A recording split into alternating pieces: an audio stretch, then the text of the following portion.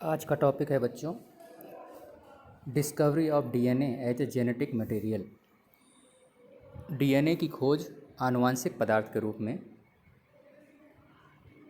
जब मेंडल के सिद्धांत अप्लाई किए जा रहे थे, साथ ही गुणसूत्रों की खोज भी हो चुकी थी, लेकिन वैज्ञानिकों के बीच इस बात को लेकर डाउट अभी भी बाकी था कि ऐसा कौन सा अणु है जो आनुवांशिक पदार्थ का कार्य करता हो।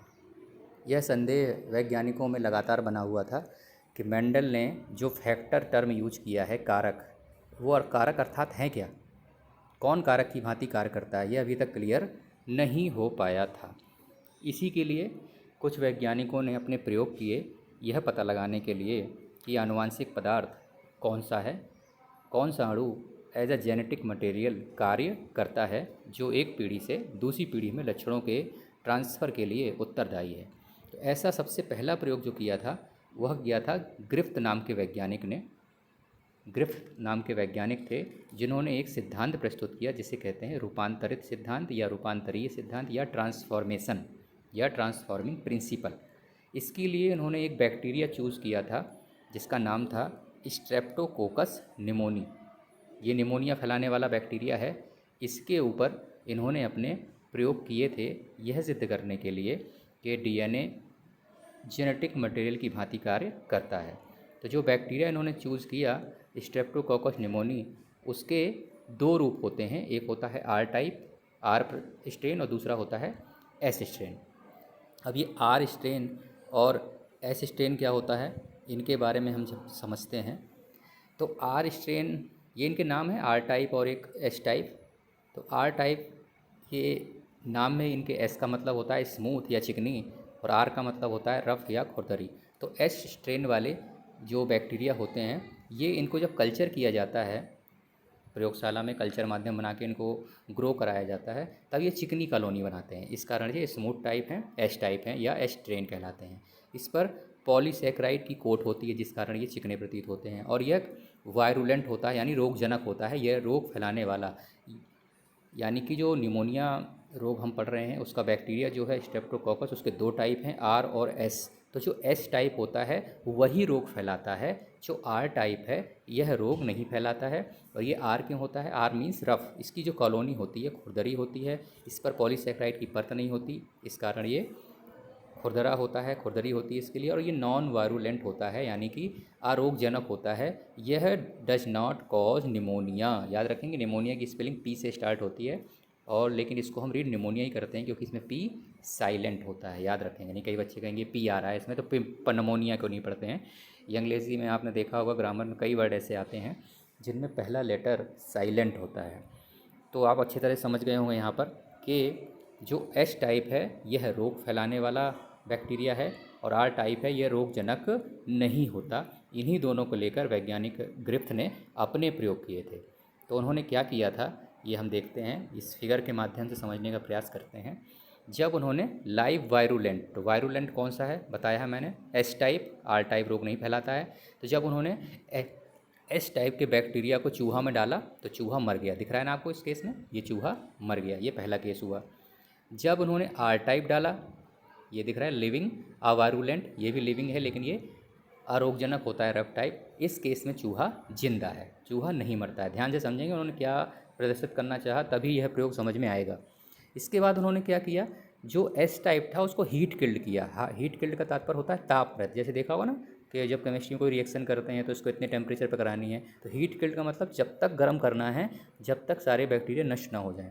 तो हीट किल्ड किया इस बैक्टीरिया को और उसके बाद चूहे में डाला गया, तो आश्चर्यजनक परिणाम प्राप्त हुआ कि पहले केस में चूहा मर गया था उसी एस टाइप से, लेकिन उसी एस टाइप से जब उसको हीट किल्ड कर दिया चूहा नहीं मरा।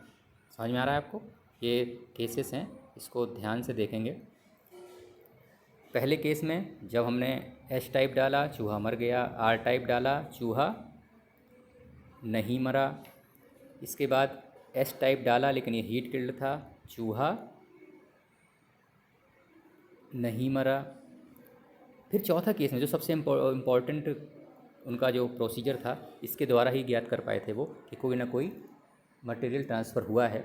जब उन्होंने लिविंग अवायरुलेंट यानी आर टाइप लिया, ये तो रोग फैलाता ही नहीं है, और ये एस टाइप जो कि हीट किल्ड था, इसको डाला। तो जो कि आप देख रहे हैं इस टाइप में भी, आर टाइप में भी चूहा नहीं मरता है, और हीट किल्ड एस टाइप में भी चूहा नहीं मरता है। तो जब दोनों मिक्स करके डालने चाहिए तो चूहा नहीं मरना चाहिए ना, लेकिन ऐसा नहीं होता है, चूहा मर जाता है। यही हमारा केस है जिसको हमें समझना है, चूहा मर जाता है। इसका तात्पर्य क्या हुआ? इसका तात्पर्य ये हुआ कि कोई ना कोई ऐसा निष्कर्ष निकला, इससे यह निष्कर्ष निकला कि ये जेनेटिक मटेरियल के द्वारा स्थानांतरित हुआ। वो भी किससे गया? जो हीट किल्ड एस टाइप था उसका जो जेनेटिक मटेरियल था वो कहीं ना कहीं आर टाइप के जेनेटिक मटेरियल में ट्रांसफ़र हुआ, दोनों मिक्स हुए, जिसके कारण वह चूहा मारा गया। इससे ग्रिफ्थ ने यह सिद्ध करने का प्रयास किया कि ये भी, इसको मैंने रेखा चित्र के रूप से दिखाया है कि जब हम डालते हैं एस टाइप को चूहा मर जाता है, आर टाइप में चूहा नहीं मरता है, हीट किल्ड कर देते हैं चूहा नहीं मरता है, लेकिन अब इन दोनों को हम मिला के डाल देते हैं तब चूहा मर जाता है। इसका कारण यही होता है कि जो heat killed virulent strain S वाली होती है, इससे जो इनका जेनेटिक मटेरियल है वो आर में ट्रांसफ़र होके, क्योंकि वो लिविंग था, इसमें ट्रांसफ़र हो गया और इसके कारण ही चूहा मारा गया। तो ये काम ग्रिफ्थ ने किया था, यह सिद्ध कर दिया कि कोई ना कोई पदार्थ ट्रांसफ़र करता है। अब ये पता नहीं चल पाया वो उसकी बायोकेमिकल नेचर क्या है, यानी उसकी जो जैव रासायनिक प्रकृति है उस जेनेटिक मटेरियल की वो कैसी है। उसको जानने के लिए एक ट्रांसफार्मिंग मटेरियल्स बायोकेमिकल नेचर, यानी कि जो ट्रांसफॉर्मिंग एक्सपेरिमेंट किया ग्रिफ्थ ने, उसका जो मटेरियल था, पदार्थ था जो ट्रांसफ़र हो रहा है एक पीढ़ी से दूसरी पीढ़ी में, उसका जो जैव रासायनिक प्रकृति थी वो क्या थी। इसके लिए 3 वैज्ञानिकों ने कार्य किया, और वो 3 वैज्ञानिक कौन कौन से थे? वो थे एब्रे, मैकलियॉड और मैककार्टी। एब्रे, मैकलियॉड और मैककार्टी, इन्होंने ट्रांसफॉर्मेशन के लिए जिम्मेदार जेनेटिक मटेरियल के जैव रासायनिक प्रकृति का अध्ययन किया। इसके लिए इन्होंने क्या किया? जो हीट किल्ड एस स्ट्रेन था उसको लाइव आर स्ट्रेन, ये वही वाला केस है जो लास्ट वाला है, इसको इन्होंने आरएनएज और प्रोटीएजेस, क्योंकि आपको सभी को पता है कि 2 ही मेन पदार्थ होते हैं, या तो न्यूक्लिक एसिड या प्रोटीन। इसको लेकर संदेह रह गया था कि न्यूक्लिक एसिड काम करता है जेनेटिक मटेरियल की तरह या प्रोटीन करता है, तो इसलिए उन्होंने आरएनएज भी डाला, इसमें डीएनएज भी डाला, 2 एंजाइम डाले और प्रोटीएजेस भी डाला। तो ट्रांसफॉर्मेशन अकर्स और चूहा मर गया। इसके बाद उन्होंने क्या किया? हीट किल्ड एस स्ट्रेन लिया, लाइव आर स्ट्रेन लिया। अब इसमें इन्होंने डीएनएज एंजाइम डाला, तो डाइजेस्ट डीएनए, जो डीएनए क्या काम करता है? डीएनए हो जाए, इसका ट्रांसफॉर्मेशन नहीं हुआ एंड माउस सर्वाइव, और माउस जिंदा रहा। तो इससे क्या दर्शाता है कि डीएनए ही आनुवांशिक पदार्थ है, क्योंकि डीएनए के द्वारा ही यह ट्रांसफ़र हुआ है, जिस कारण से इस केसेस में चूहा डाई हो जाता है। तो यह इम्पॉर्टेंट खोज का क्रेडिट ग्रिफ्थ को जाता है, जिन्होंने ट्रांसफॉर्मेशन एक्सपेरिमेंट किया, साथ ही एवरे, मैकलियॉड और मैककार्टी, जिन्होंने एक इम्पॉर्टेंट बायोकेमिकल नेचर पता किया कि किस प्रकार से जो जेनेटिक मटेरियल है उसका जैव रासायनिक प्रकृति होती है। फिर अच्छे एक जेनेटिक मटेरियल के क्या गुण होने चाहिए, एक हर्शे और चेस ने भी एक एक्सपेरिमेंट किया था, उसको हम नेक्स्ट टॉपिक में पढ़ेंगे।